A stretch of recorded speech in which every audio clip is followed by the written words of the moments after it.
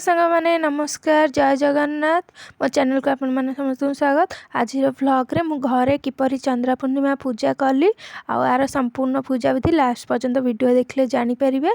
आईटा है आम ओडिशार परंपरा आ संस्कृति भल पाइबा को आगु को बढ़ाया गोटे छोट प्रयास आगु को देखंतु। पूर्णिमा पूजा देखंतु मु खीरी प्रस्तुत कर देइछि। आमर खीरी भी हेई आसलानी तो एबे मु दीप पाई प्रस्तुत करी। देखंतु एपटे मु अट्टारे चकटिकी दीप करची। देखंतु अट्टा को भल से काकरा पिठा टाइप रो करिकी ताको आमे दीप सेप दवा। तापरे देखंतु गोटे पितल थाली नै कि एमती गोटे धला रुमाल पूरा सफा रुमाल न आपण नुआ रुमाल भी नै परबे। आपण एमती रुमाल को भल से आमे एथरो भोग थाली सजाड़िया। देखंतु रुमाल पका सारा पर एमती देखंतु कदली पत्र रे आपण साइज करी रखिदबा। तापर घी लगेबा ना से न ततिया कदली पत्र ऊपर आम दीप को थोइबा। तापर देखंतु बलिता ये करके हेतरे घी आमे दबा। घी दे सारा पर पूर्णिमा पूजा में धला फूल नेबे जो भी धला फूल थिबा आपण नेबे। आउ ए दीप घर को आलोकित करिया से तो घर को सुख समृद्धि मध्य आनी थाए आ चंद्रदेव को मध्य प्रसन्न करि थाए। तापर देखंतु एठी हम सजा देछि। एबे आमे भोग पई खीरी देखंतु हमर हे जाइछि। आमे गोटे पात्र रे कदली पत्र देई खीरी की एबे आमे आनिबा। देखंतु खीरी हमर बढ़िया हेछि। आ देखंतु भोग पई एठी खीरी मध्य मु नै आसिली। भोग पई देखंतु आपण खीरी रे लूण पकेबेनी।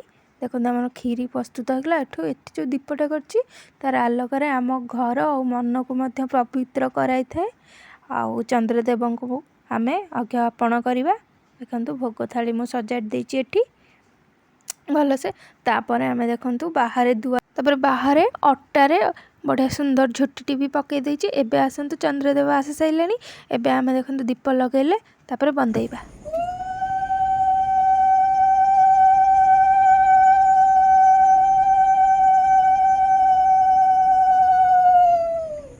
मंत्र निजे मनरे पड़ी की बंदे सारा पर एठी तले देखंतु जो झुट्टी चिता पकाई दिला सेठी आमे खीरी को लगी दे दबा।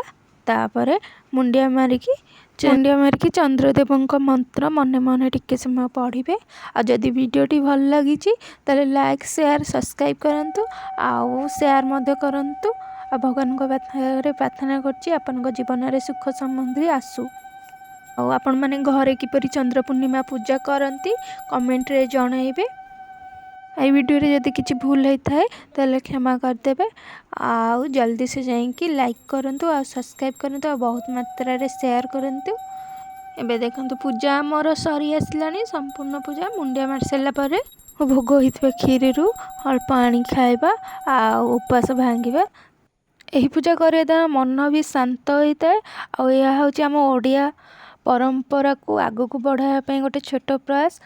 आ मो चैनल को बहुत मात्रा रे सपोर्ट करंतु और शेयर मध्य करंतु। धन्यवाद।